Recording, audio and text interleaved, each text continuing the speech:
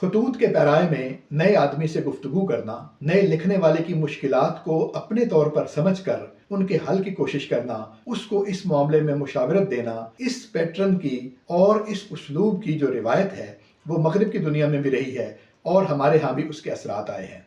मगरिब की दुनिया में रिल्के की किताब को इसकी मिसाल के तौर पर देखा जा सकता है, जो शायर के नाम खतूत हैं।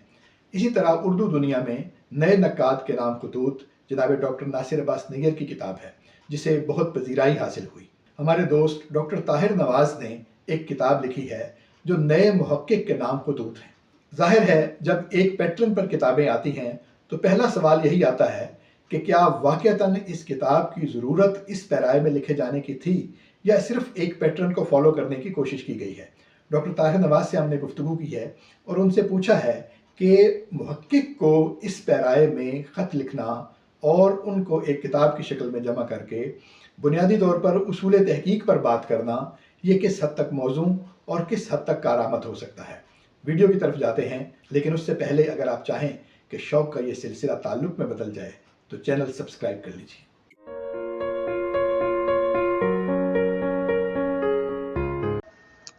अस्सलाम वालेकुम। आबिद शाल हाजिर है इदारा उर्दू के सिलसिले एक सवाल के साथ, और आज इस एक सवाल के जवाब की तलाश में मैं साथ हूँ अपने दोस्त जनाब डॉक्टर ताहिर नवाज़ के। बहुत शुक्रिया डॉक्टर साहब, आपने वक्त इनायत फरमाया।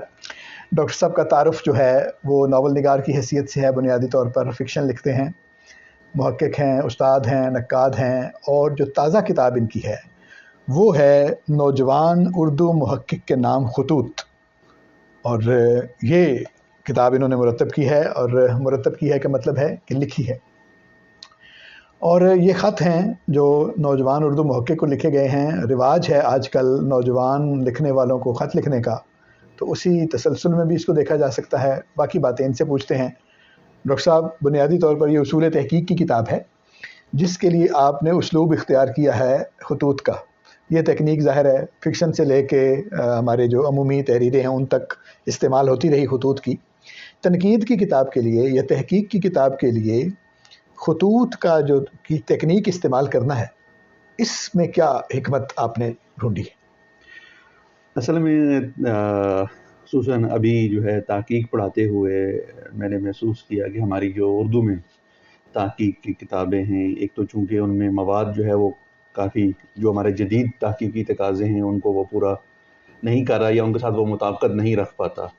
और हमारे यहाँ वैसे भी तहकीक के उसूलों पर किताबें बहुत कम, हम शायरी या जो है फ़िक्शन के ऊपर किताबें हमें ज़्यादा मिलती हैं। ऐसे ये 4-5 किताबें हैं। जी हाँ, तो उनमें फिर ख़ास तौर पर जो आज का जो ज़माना है, तो आजकल तो वैसे भी कहा जाता है कि आज का जो कारी है वो किताब से दूर होता जा रहा है। तो उसमें दिलचस्पी का अंसर रखना एक बहुत ज़रूरी अमर था। फिर ख़ुद मैं एक कहानीकार हूँ तो लिहाजा उसको भी मद्देनज़र रखा गया है। और इसमें एक ख़त लिखने वाला और ये एक मुखातिब और उसका एक सिलसिला होता है, तो उसमें ना थोड़ी-सी आपकी बहुत ज़्यादा एक उनसियत होती है। तो कोशिश की है कि जो हमारे जितनी भी आजकल जितने भी मेयारात हैं तहकीक के या, तो उन सब को जो है वो इस किताब के अंदर खतूत की सूरत में शामिल कर दिया जाए, ताकि जो ख़ास तौर पर जो तालिब इल्म हैं एमएस, बीएस, एमएस या पीएचडी की सतह के, उनको ज़्यादा बेहतर तरीके से जो है वो चीज़ें समझ आएँ। ठीक है, तो कौन से इनमें ख़ास यानी 1-2 ऐसे निकात मिसाल के तौर पे आप फरमाएँगे कि जो मसलन सुल्ताना बख्श की किताब वो तो खैर 1987-88 में कहीं जाके मुरतब हुई थी, उसमें जो मज़ामीन शामिल हैं, या तो दुरानी साहब की किताब आई या तबस्सुम कश्मीरी साहब की किताब थी, या ज्ञानचंद की किताब है, तो ये किताबें अमूमी हैं जो पढ़ते रहते हैं हम। जी हाँ। तो आप ये फरमा रहे हैं कि तासुर ये है कि हमारे यहाँ नए जो मामलात हैं वो कम हैं, तो ऐसा क्या इसमें है जो हम समझें कि उन किताबों से आगे जो नए तकाज़े हैं उसके मुताबिक हो गया है? इसको ख़ास तौर पर जो मुख्तलिफ़ जामियात में, इसको मैंने यहाँ से बहुत ज़्यादा तारीफ़ात में और उसमें ज़्यादा मैंने नहीं इसको वो किया कि हम बहुत ज़्यादा तवालत के साथ ठीक है। इसकी तारीफ़ात इसके अंदर शामिल कर दें, बल्कि ये है कि हमने इसको खाके से शुरू किया है कि खाका, फिर खाके के बहुत सारे जितनी भी उसके लवाज़मात होते हैं वो क्या होते हैं, वहाँ से लेके मैंने इसका जो है खतूत यानी इवन कि जो मकाले का दफ़ा होता है वहाँ तक, हमारे यहाँ अक्सर मकाले का दफ़ा भी उसका है, तो लिहाजा खाका बनाने से लेकर मकाले के दिफा तक जितने भी मराइल हैं उनको एक ही ख़त में जो है वो शामिल किया गया है।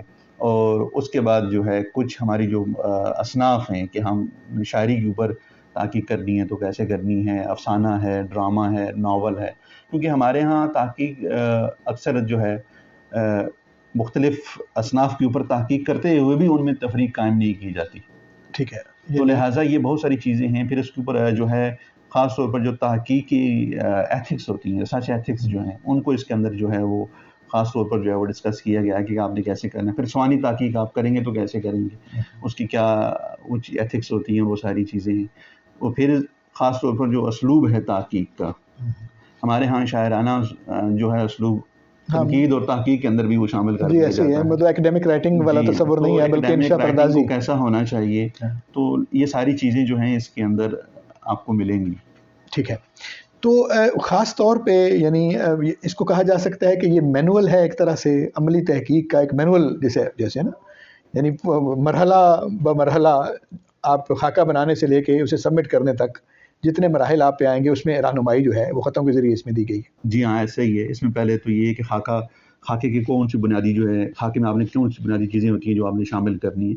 ضروری نہیں آپ BS MS یا PhD کر رہے ہوں، آپ ویسے بھی ریسرچ کرنے لگیں تو آپ کو ایک خاکہ مطلب سندی تحقیق تک محدود نہیں ہے. ہاں ایسے ہی ہے. تو آپ خاکہ بنائیں گے تو خاکے کے اندر کون سی بنیادی چیزیں ہوتی ہیں. پھر یہ کہ سوالات تحقیق ہیں کہ تحقیق جو ہے کسی سوال سے شروع ہوتی ہے. ٹھیک ہے. آپ اچھا سوال نہیں بنائیں گے تو اچھی تحقیق کیسے کریں گے. بالکل ٹھیک. تو اسی طرح جو ہے آپ کے آبجیکٹیو تحقیق کرتے ہوئے اگر آپ کی صرف مقصد صرف سند حاصل کرنا ہے تو آپ کی تحقیق کتنی معیاری ہوگی. وہ تو اس کا ایک ضمنی مقصد ہے. آپ تحقیق کریں گے تو سند تو آپ کو مل ہی جائے گی. ہاں وہ تو اس کے ساتھ ہوگی، لیکن آپ کا جو آبجیکٹیو ہے وہ اس کے ساتھ میچ کرنا چاہیے. مطلب علمی آبجیکٹیو ہونا چاہیے. سوالات تحقیق کے ساتھ آپ کے مقاصد ہونے چاہیے. پھر اس میں جو ہے اس کے ساتھ جو ہے آپ کی ریسرچ میتھڈالوجیز، آپ نے کیسے اپنے سوالات کے مطابق آپ نے ان کا انتخاب کرنا ہے اور کیسے، تاکہ ایسی آپ کی ریسرچ میتھڈالوجیز ہونی چاہیے، ایسے ریسرچ ڈیزائن ہونے چاہیے آپ اپلائی کریں تاکہ آپ اپنے مقاصد کو حاصل کر سکیں. سب سے زیادہ جو مشکل پیش آتی ہے ہمارے طالب علموں کو وہ آتی ہے کہ جب آپ تھیوریٹیکل فریم ورک بناتے ہیں جسے ہم نظری دائرہ کار کہتے ہیں، یا اپنا تحقیقی طریقہ کار متعین کرتے ہوئے جسے ریسرچ میتھڈالوجی کہتے ہیں کہ کون کون سے میتھڈس کو ملا کے آپ اپنی میتھڈالوجی تیار کریں گے. تو اس حوالے سے خاص طور پہ یاد رکھنے کا نقطہ کیا ہے جو آپ نے اپنی ریسرچ میں یا اپنی کتاب میں بیان کیا ہے؟ اصل میں ہمارے خاص طور اردو میں جو ہے ایک تو یہ ہے کہ ہم اسکالرز جو ہیں وہ اس بات کو نہیں سمجھ پاتے کہ ایک تھیوریٹیکل فریم ورک اور کنسیپچول فریم ورک میں جو ہے وہ فرق ہوتا ہے. ٹھیک ہے. اور تھیوریٹیکل فریم ورک میں بھی ہم عام طور پر یا اسکالر جو ہے وہ کیا کرتے ہیں کہ کسی ایک تھیوری کو لے کے اس کی تشریح کر دیتے ہیں. ٹھیک ہے. بجائے اس کی کہ وہ اس کو اس میں حالانکہ یہ بتانا ضروری ہوتا ہے کہ کیونکہ وہ تھیوری تو ایک بہت وسیع ہوگی. جی ہاں. آپ کے مقالے کے لیے تو ہو سکتا ہے آپ کو اس میں سے اس کے کوئی پہلو ایک خاص پہلو لینا ہوگا. تو آپ نے اس تھیوریٹیکل فریم ورک میں یہ بتانا ہے کہ آپ نے اس کا کون سا پہلو جو ہے اپنے مقالے کے لیے آپ اس کا انتخاب کر رہے ہیں.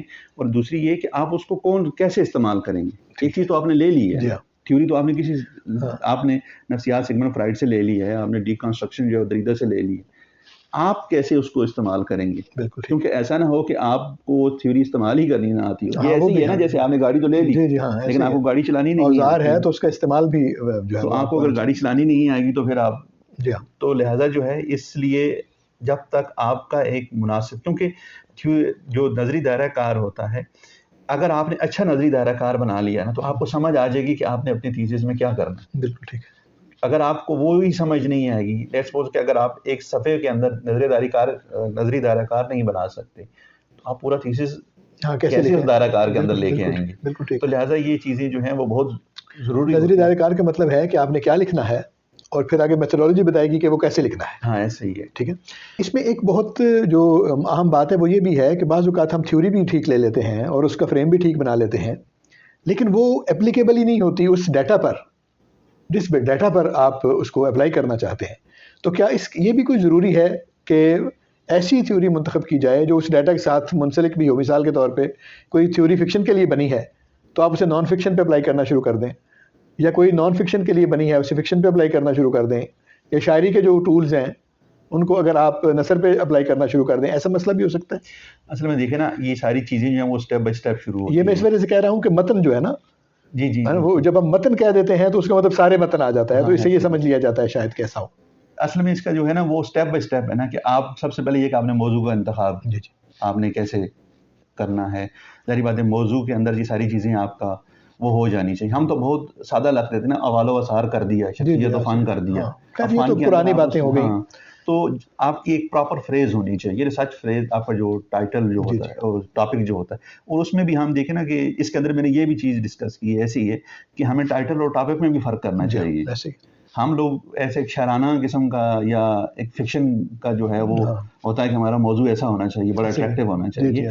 وہ بنیادی طور پر آپ ایک ریسرچ کر رہے ہیں تو اس کے اندر وہ ساری چیزیں ٹاپک سے ہی پتہ چل جانا چاہیے کہ آپ کے کے اندر کیا ہو رہا ہے، ٹاپک کیا ہے، اور چاہے وہ شخصیت ہے، چاہے وہ صنف ہے، اس کی تحدید بھی اس کے اندر موجود ہے وہ کیا ہے آپ کی. تو اس کے ساتھ جو ہے اسی سے پھر ہم آپ کے مقاصد ہوتے ہیں، پھر آپ کے سوالات تحقیق ہیں، اسی سے پھر آپ لٹریچر ریویو آپ کا جو ہے وہ ہوتا ہے، اسی سے آپ نظری دائرہ کا. جب آپ یہ ساری چیزیں اسٹیپ بائی اسٹیپ کرتے ہیں نا تو آپ کو بہت ساری چیزیں الائن ہوتی جاتی ہیں، آپ کو پتہ چلتا ہے، یعنی ان کی ایک ترتیب، ان میں ایک ربط آتا رہتا ہے. تو اگر آپ سوالات تحقیق کہیں اور سے کر لیں گے، مقاصد آپس میں جب ان میں ربط ہی نہیں ہونا تو آپ اس کو وہ کیسے کریں گے. دوسری بات یہ ہوتی ہے کہ ہمارے لیے ایک چیز جو کامن پریکٹس میں ہوتی ہے وہ یہ ہے کہ ہم نے ایز اٹ از تھیوری اٹھائی اور اس کو اپلائی کر دیا. ہم نے اس کے اندر انڈکٹیو میتھڈ بھی تو کوئی آپ نے کرنا ہے نا، خود سے بھی تو کچھ کرنا ہے. سارا کا سارا آپ کسی تھیورسٹ پہ کیوں چھوڑ دیتے ہیں؟ بالکل ایسے. تھیورسٹ نے تو اپنے اس کام کے مد نظر رکھتے ہوئے تھیوری کی ظاہر ہے اس نے آپ کے تھیسس کے لیے تو تھیوری نہیں بنائی نا.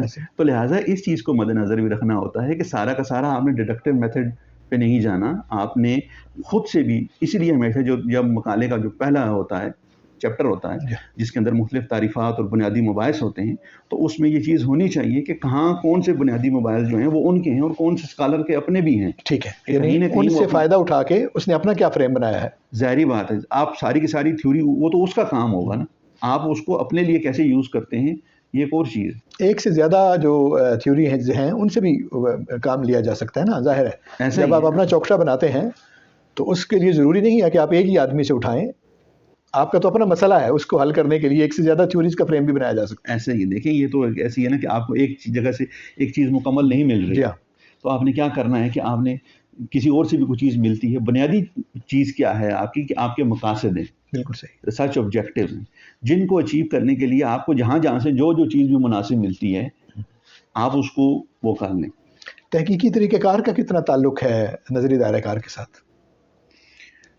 آپ کا جو ہے طریقہ، آپ نے نظری دائرہ کار اگر آپ نے بنا لیا ہے تو اب ظاہری بات ہے پھر وہی بات آتی ہے کہ آپ نے سوالات تحقیق یا آپ کے جو مقاصد تحقیق ہیں ان کو آپ نے کیسے اچیو کرنا ہے.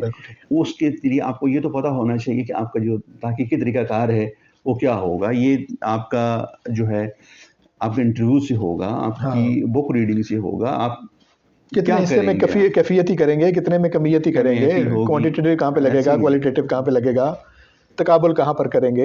یہ ظاہر ہے سارا کچھ جب تک آپ کو یہ پتا ہو کہ آپ نے کون سے سائٹ ڈیزائن جو ہیں وہ آپ نے جو ہے ڈسکرپٹیو ڈیزائن ہے، انالیٹیکل ڈیزائن ہے آپ کا، اسی طرح ایکسپیریمنٹل ڈیزائن ہے، جتنے بھی جو ڈیزائن ہے کون سا ڈیزائن ہوگا جو آپ کے لیے زیادہ سوٹیبل ہے. ہو سکتا ہے آپ کو ایک سے زیادہ ڈیزائن آپ کو یوز کرنے پڑیں. ایک سوال یہ بھی پیدا ہوتا ہے، یعنی عام طور پر یہ پوچھا بھی جاتا ہے اور اس پہ بھی ایک مغالطہ موجود ہے یا کنفیوژن ہے کہ شاید یہ تھیوریاں جو ہیں یا یہ ڈیزائن جو ہیں، جیسے بھی آپ نے کہا کہ ایکسپیریمنٹل جو اس کا ڈیزائن ہے، یا کہ یہ اردو پر یا ادب پر یا لٹریچر پر یہ جو ہیں ان کو اپلائی نہیں کیا جا سکتا یا ان کے اور ہوتے ہیں. یہ اس کے بارے میں کیا فرماتے ہیں؟ اصل میں ہم جو ہے نا بعض چیزوں کو بہت اس کو محدود فریم کے اندر جو ہے وہ کر دیتے ہیں. جیسے ہم لٹریچر ہے تو ہم شاید ہو سکتا ہے مجھے سمجھوں کہ لٹریچر سائنس کے بہت الٹ ہے یا مخالف ہے. سائنس ایک میتھڈ ہے نا، ہم اس کو بہتر سے بہتر نتائج حاصل کرنے کے لیے ہم اسے وہ کر سکتے ہیں. کیونکہ اگر ایک ایسا سائنس کا تو یہ نا کہ کوئی بھی میں نے ایک ایسا فارمولہ بنا دیا، میں نے ایک ایسا طریقہ کار اخذ کر دیا جو بالکل اوپن ہونا چاہیے. اس کے اوپر میں ریسرچ کروں تو وہ نتائج آئیں، آپ ریسرچ کریں تو اس میں بھی وہی نتائج آنے چاہیے. ایسا نہ ہو کہ میں پڑھوں تو اور نتائج آئیں، آپ اس کے اوپر اسی فارمولے کو اپلائی کریں تو آپ کے نتائج کچھ اور آئیں گے. اور جو کہ ہمارے ہاں اردو میں یہی کچھ ہو رہا ہے، کیونکہ ہمارے ہاں اسکالر کی اپنی رائے یا بہت ساری چیزیں اور بھی بیچ میں شامل ہو جاتی ہیں، پسند ناپسند اور بھی بہت ساری چیزیں. تو ریسرچ جو ہے ان ساری چیزوں سے بہت بالا ہوتی ہے، اور تو لہٰذا جو ہے ہمیں اس کے مطابق ہی ریسرچ کریں گے تو ہم اردو کے اندر ایک اچھی ریسرچ جو ہے وہ لے کے آئیں گے. ٹھیک ہے، تو آخر پہ یہ فرمائیے کہ جب یہ سب کچھ ہم کر لیتے ہیں تو جو اس کا اگلا مرحلہ ہے وائوا وغیرہ کا اور جو اس کے باقی جو مراحل ہیں اس پہ جا کے ایسا ہوتا ہے کہ بعض اوقات طالب علم اچھا لکھ لیتا ہے، یعنی لکھنے میں وہ ٹھیک ہے، تو آگے جا کر جو ہے وہ چونکہ بولنے کی اس کی پریکٹس نہیں ہے یا کم اس کے ایکسپوجر کم ہوتا ہے یا بعض اوقات سمجھ یا فہم کم ہوتی ہے، تو وہاں پہ جا کے اس کی پرفارمنس اس طرح سے نہیں رہتی جیسی لکھنے میں تھی. تو اس وجہ سے بعض اوقات یہ بھی مغالطے یا گمان پیدا ہوتے ہیں کہ شاید اس نے خود نہ لکھا ہو یا کسی سے بہت مدد لی ہو یا اس طرح کر کے. تو اس کا کیا طریقہ ہے کہ آپ وائوا کے لیے کیا اس میں آپ نے دیا ہے ان کو طالب علموں کو مشورہ؟ اس کے اندر میں نے کچھ چیزیں جو ہیں خاص پر ایک پورا خط جو ہے وہ وائوا کے اوپر جو ہے وہ لکھا گیا ہے کہ آپ نے اس کے اندر دیکھیں جب اسکالر کو پتہ ہوگا کہ جو بھی محقق آئے، جو بھی اس کا نگران آئے گا، اس کا جو ہے ممتحن، جو بیرونی ممتحن جو بھی آنا ہے اس کا زبانی امتحان کے لیے، تو اس نے کیا بنیادی سوال ہی پوچھنے ہیں نا اس سے کہ آپ کے سوالات تحقیق کیا تھے. اب اسکالر کو سوالات تحقیق پتہ ہوں، اس کے مقاصد پتہ ہوں، اس کو پتہ ہو کہ اس نے ریسرچ میتھڈالوجیز کون سی یوز کی ہیں، اس کا دائرہ کار کیا تھا، پھر سب سے بنیادی چیز یہ ہے کہ اس کی فائنڈنگز کیا تھیں. تو لہٰذا یہ ساری چیزیں، اور اس کے لیے پھر اس کو یہی ہے کہ جو بھی ممتحن آئے گا وہ اس سے کا جو اس نے مقالہ لکھا ہے، اس میں جو اس نے معلومات دی ہیں ان سے متعلق ہی سوال کرے گا. اس سے پرسنل سوال تو اس نے نہیں کرنا. لیکن اسے یہ بھی ذہن میں رکھنا چاہیے کہ لیٹس سپوز کہ اگر آپ نے ناصر کاظمی پر آپ کا تھیسز ہے یا آپ نے مجید امجد پہ کیا ہے، تو ہو سکتا ہے کہ ممتحن آپ سے غزل کے بارے میں بھی پوچھ لے، جی ظاہر ہے صنف کے متعلق. تو لہٰذا وہ ایسا نہ ہو کہ اسکالر جو ہے وہ اس کے اندر ایک خاص فریم کے اندر اپنے آپ کو محدود کر لے کہ نہیں مجھے تو اسی سے متعلق ہی سوال کیا جائے گا. تو ایسا نہیں ہوتا، صنف سے متعلق بھی سوال کیا جا سکتا ہے، کسی معاصر ادیب سے متعلق بھی سوال کیا جا سکتا ہے کہ لیٹس کو آپ کو یہ چیز اگر ناصر کاظمی کے ہاں نظر آئی ہے تو ان کے ہم اثر کسی اور شاعر کے ہاں بھی. تو اگر آپ بالکل ایک لائن لگا کے اسی لائن پہ آپ کریں گے اور آپ اس کے معاصر کوئی چیز کو نہیں پڑھیں گے یا آپ اس کی روایت کو نہیں پڑھتے، تو اس کا دوسری چیز جو ہے اس کے اندر ہم دیکھتے ہیں کہ جو تھیسس جمع کروانے کو اور وائوے کے درمیان کا جو ٹائم ہوتا ہے وہ بھی بہت زیادہ ہوتا ہے، خاص طور پر پی ایچ ڈی کا، چونکہ تھیسس باہر جاتے ہیں تو لہٰذا اس میں پھر ہو سکتا ہے بعض 6 مہینے ہو سکتا ہے سال لگ جائے. اور اسکالر کیا کرتا ہے کہ اسکالر پھر اطمینان سے بیٹھ جاتا ہے کہ جب کیونکہ اس کا اشتیاق جو ہوتا ہے وہ آہستہ آہستہ کم ہوتا رہتا ہے، وہ کہتا ہے جب ٹھیک ہے جی جب رپورٹیں آ جائیں گی تو پھر اس کے بعد دیکھی جائے گی. تو پھر یکدم اسے پتہ چلتا ہے جی آپ کی تو فلاں تاریخ، پھر اسے لگتا ہے اب میں کیا کروں. تو بہتر یہ ہوتا ہے کہ جب اس نے ایک تھیسس لکھ لیا تو کم از کم اس کے جتنی بھی چیدہ نکات ہیں وہ اس نے علیحدہ سے بھی لکھ کے رکھے ہوں، اسے پتہ ہو ریوائز بھی کرتا رہے، اس کو ریوائز کرے. اور دوسری یہ ہے کہ اچھا ایک بعض یہ ہوتا ہے کہ ہمارے اسکالر بھی بہت زیادہ مطمئن ہوتے ہیں کہ چونکہ انہوں نے تھیسس لکھ دیا، بعض ہوتا ہے کہ بعض دفعہ بعض لوگ انہیں کہہ رہے ہوتے ہیں جتنا آپ کو پتہ ہے اتنا اس ٹاپک سے متعلق کسی کو نہیں پتا ہونا، تو وہ کچھ زیادہ اوور کانفیڈنس ہو جاتے ہیں. تو اس کو یہ چاہیے کہ وائوا دینے سے پہلے کم از کم اپنے کسی کولیگ کے ساتھ یا اپنے نگران کے ساتھ ایک دفعہ ایک سیٹنگ کر لے، جو ان سے بنیادی سوال پوچھ لیں، پریکٹس سے گزاریں، ان کو اس پریکٹس سے اس کو گزرنا چاہیے. اور دوسری یہ ہے کہ وائوا اس کا ایک پورا امتحان ہے نا، پورے مقالے کا پوری محنت کا اس کا ایک امتحان ہونا ہوتا ہے. تو اس دن اسے پوری تیاری کر کے آنی چاہیے، سلائڈس بنا کے لے کے آئے، باقی ساری چیزیں جو ہیں. اور دوسری بات یہ ہے کہ جو ممتحن ہوگا اس کو اپنا دشمن نہ سمجھے. ہاں ظاہر ہے، ہو سکتا ہے اس کے مقابلے پہ تو نہیں اترا ہوا، وہ تو صرف پوچھ رہا ہے نا، وہ سے سوال پوچھ رہا ہے، اس کا امتحان لینے آیا ہے. تو لہٰذا اگر وہ سوال ایک دو ایسے پوچھ لے جن کو سے جواب نہ بھی، پہلی بات تو یہ اگر نہیں آتا تو آپ کہہ دیں کہ آپ کو نہیں آتا، غلط جواب دیں گے تو لہٰذا جو ہے یہ ساری چیزیں. اور دوسری بات یہ کہ جو ممتحن آئے گا وہ چونکہ ماہر ہوتا ہے، اس نے آپ کے تھیسس کے اندر سے بہت سارے سکم دیکھے ہوتے ہیں، ڈھونڈے ہوتے ہیں، اور ظاہر ہر کام میں ہوتے ہیں. یہی دیکھا جاتا ہے کہ وہ کس درجے کے ہیں، اور جو بہت زیادہ ہوتے ہیں ان کو پھر دور کر دیا جاتا ہے، جو کم ہوتے ہیں ان کی طرف اشارہ کر دیا جاتا ہے. تو بلکہ یہ بہت اچھی بات ہوتی ہے کہ ایک محقق کو ایک اتنے اسپیشلسٹ کی جو ہے وہ رائے جو مل جاتی ہے، رہنمائی مل جاتی ہے ایسے، تو تاکہ وہ آگے جو ہے تاکہ نیکسٹ جب فیوچر میں وہ کوئی تحقیق کرے تو اس کو زیادہ بہتر طریقے سے کرے وہ سکم. اچھا ویسے تو میں نے کہا تھا کہ وہ آخری ہے، لیکن پھر میرے ذہن میں ایک بات یہ آئی ہے کہ جب یہ سمجھا جاتا تھا کہ تحقیق پرانی ہے، یعنی اس کے میتھڈز پرانے تھے، اتنا زیادہ یہ جو ایکڈیمک رائٹنگ کے تصورات ہیں یہ بھی نہیں آئے تھے ہمارے پاس، اس وقت کی تحقیقیں بالعموم اب کی تحقیقوں سے بہتر ہیں. تو کیا مطلب اس پہ آپ فرماتے ہیں کہ جب یہ سب کچھ پتہ نہیں تھا تو اس وقت لوگ بہتر کام کر رہے تھے، اب جب زیادہ پتہ لگنا شروع ہو گیا ہے اور ساری چیزیں آپ کو میتھڈز اور تھیوریاں اور یہ سارا کچھ اویلیبل ہے، تو کام جو ہے بالعموم اس کا جو معیار ہے وہ کم ہو گیا ہے. تو اس کو آپ کیسے دیکھتے ہیں کہ ایسا تو نہیں ہے کہ کہیں ہم جو ہے وہ قالب پر زیادہ توجہ دینے کے وجہ سے جو اس کی اصل ہے اس کی طرف سے توجہ کم ہو گئی ہے, یا سٹف ایسا آ رہا ہے, اس کی کیا وجہ آپ سمجھتے ہیں؟ اس میں پہلے تو یہ بتائیں کہ ایسا ہے کہ نہیں ہے آپ کے خیال میں. ایسی بہت ساری چیزیں جو ہیں وہ مشاہدے میں تو آتی ہیں, ظاہری بات ہے. جب آپ دیکھتے ہیں مثال کے اپنے طور آس پہ پاس کے 40 سال ماحول پہلے کو, 50 سال پہلے کے جو تھیسز ہوئے ہیں پی ایچ ڈی کے, ٹھیک ہے, یہ ان لوگوں نے جو پی ایچ ڈی کے بعد اس پر ریسرچ کی ہے. ایسے پی ایچ ڈی کا تو ایک کام ہوتا ہے نا, اس کے بعد بھی لوگ وہ اپنا کام جو ہے وہ ساری زندگی اپنا کرتے رہے. انہوں نے جو چیزیں ہمیں دی ہیں, جو کتابیں دی ہیں, جو چیزیں تحقیق کر کے ہمارے سامنے آئی ہیں, وہ زیادہ لگتا ہے کہ وہ ان کی ورتھ زیادہ ہے, ان میں ڈیپتھ زیادہ ہے, ان میں واقعتاً کچھ بات ہے.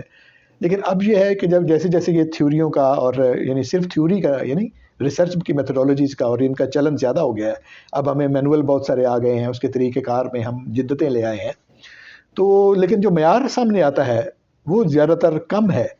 تو ایسا ہے, پہلے تو یہ فرمائیں کہ اگر ایسا ہے تو پھر آپ کے خیال میں اس کی وجہ کیا ہے؟